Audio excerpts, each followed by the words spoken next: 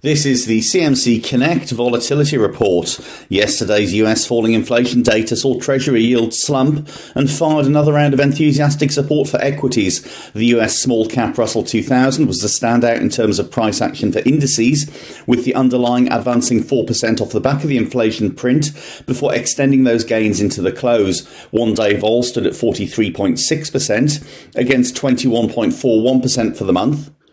At the single stock level, it was telco Vodafone that saw elevated levels of price action amongst the large caps. Earnings news released yesterday proved to be something of a mixed bag, with falling revenues off the back of customer attrition taking a toll. The underlying drifted more than 5% lower as a result, with one-day vol coming in at 90.62% against 43.31% for the month.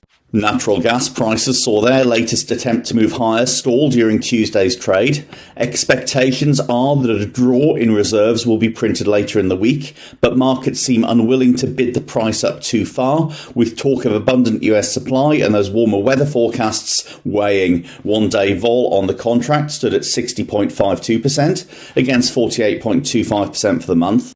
And that US inflation print saw the dollar sell off markedly as investors looked for a more dovish tone at the Federal Reserve. This impacted a number of currency pairs, but one of the standouts was Aussie Dollar Dollar, where even though expectations are that the RBA won't be moving rates any higher from here, cuts are likely to be some way behind any policy loosening at the Fed.